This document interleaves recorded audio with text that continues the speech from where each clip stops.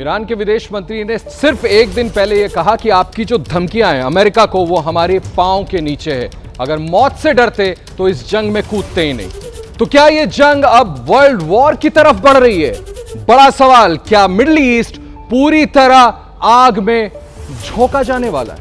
और सबसे बड़ा सवाल, क्या यह लड़ाई अब सिर्फ और सिर्फ हथियारों की नहीं है, बल्कि दिमाग की जंग बन चुकी है? ऐसा इसलिए क्योंकि अब मैदान में उतर चुके हैं वॉर के लाइसेंसी लड़ाके। वॉर जोन के खतरनाक कमांडर,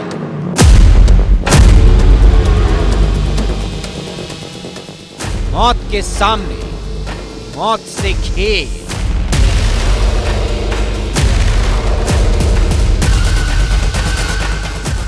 जंग के दिलेरों की डरावनी पिक्चर।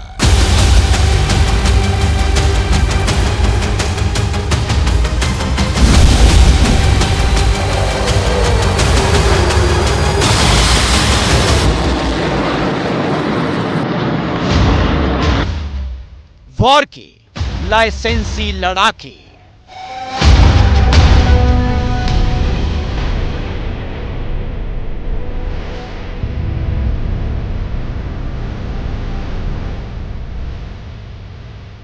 ईरान, इजराइल और अमेरिका के बीच चल रही ये जंग अब सिर्फ हथियारों की नहीं रही, ये जंग अब चेहरों की हो गई है। ऐसे चेहरों की जो मौत को देखकर मुस्कुराते हैं, ऐसे कमांडरों की जो जंग को सिर्फ लड़ते नहीं बल्कि उसे कंट्रोल करते हैं।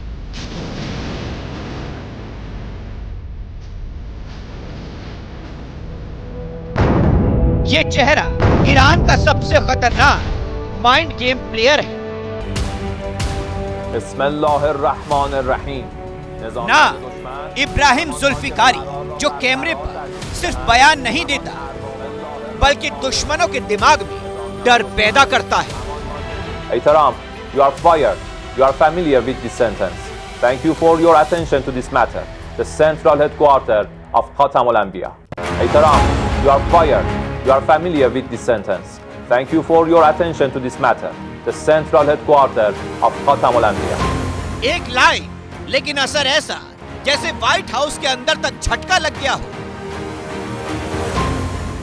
यह सिर्फ मजाक नहीं था, यह एक साइकोलॉजिकल अटैक था जो मिसाइल से भी ज्यादा गहरा वार करता है।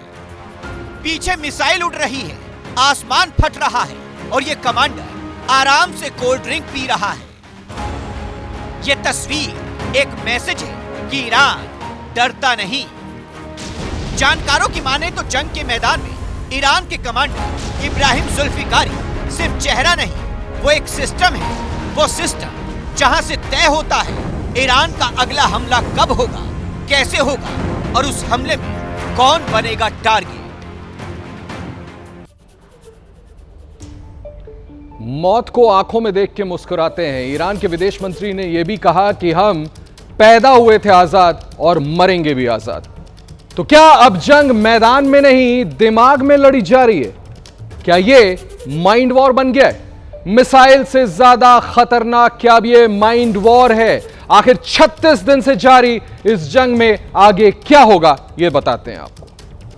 बिस्मिल्लाहिर्रहमानिर्रहीम। जानकारों की माने तो 35 दिनों की इस जंग में इब्राहिम जुल्फिकारी जैसे चेहरों ने ईरान के हौसलों को आसमान से भी ऊंचा कर दिया है।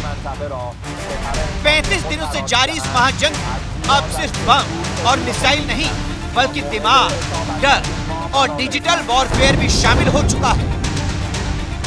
लाइसेंसी लड़ाकों की ये जंग हर दिन और खतरनाक होती जा रही है। ईरान के ताजा हमलों की तस्वीर उसी की कहानी बयां कर रही है।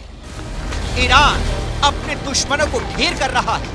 कभी वो इजराइल पर ताबड़तोड़ मिसाइलें दागता है तो कभी सीधे अमेरिकी सेना के बेस को टारगेट करता है। ईरान के घातक हमलों के बाद अब अमेरिका बार बार शांति की बातें कर रहा है। तो क्या ये सुपर पावर की सरेंडर की तैयारी है? जब से ईरान ने स्ट्रेट ऑफ हार्मुज को बंद किया है, अमेरिका थोड़ा सकपका गया है। अब डोनाल्ड ट्रंप को उनके आर्मी के जनरल्स ने और नेवी के एडमिरल्स ने और एयरफोर्स के टॉप कमांडर्स ने कह दिया है कि स्ट्रेट ऑफ हॉर्मुज को खोलना बहुत ही कठिन काम होगा, सैकड़ों की तादाद में कैजुअल्टी हो जाएगी। फिर डोनाल्ड ट्रंप ने इनको बोला कि खड़ग आइलैंड पर कब्जा कर लो। तो खड़ग आइलैंड पर कब्जा करने के लिए जो यूएस मरीन कोर के कमांडोज आए हैं 5000, वो अभी भी अरब सागर में फंसे हैं। तो अब डोनाल्ड ट्रंप जो हैं एक दलदल में फंस गए हैं। तो वो बार बार कह रहे हैं कि ईरान बातचीत करे, ईरान बातचीत करे।